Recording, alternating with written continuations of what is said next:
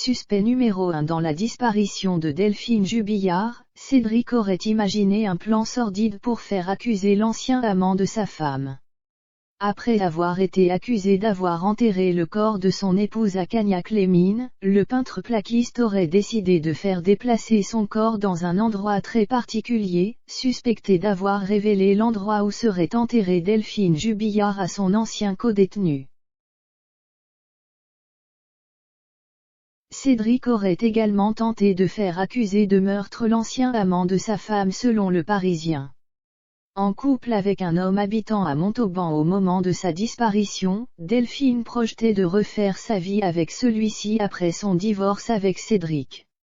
Actuellement incarcéré à la prison de Seyss près de Toulouse depuis juin 2021, le peintre plaquiste de 34 ans aurait tenté de se blanchir et de faire accuser son ancien rival en déplaçant le corps de son épouse, qu'il aurait enterré près d'une ferme qui a brûlé à Cagnac-les-Mines, près du domicile de son amant à Montauban. Un plan macabre dénoncé par un ancien codétenu de Cédric Jubillard qui a souhaité rapporter aux enquêteurs les propos qu'aurait tenus le papa de Louis et d'Elia en prison. De son côté, celui qu'on surnomme l'amant de Montauban, en couple avec Delphine Jubillard depuis l'été 2020, a été mis hors de cause dans cette affaire.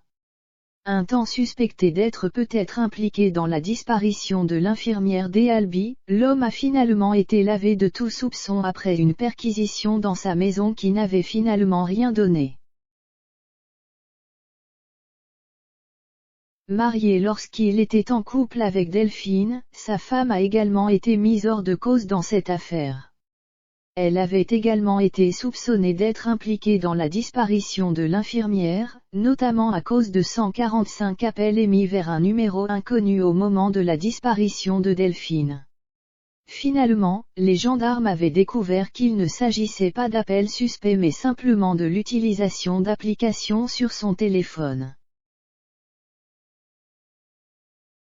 Récemment, la nouvelle petite amie de Cédric Jubillard, Séverine, a été interpellée par les gendarmes le 15 décembre dernier. Placée en garde à vue pour recel de cadavre, elle était soupçonnée d'avoir vu le cadavre de Delphine et de savoir où elle se trouve. Faute de preuves, elle n'a finalement été retenue que 38 heures, sur les 48 heures légales.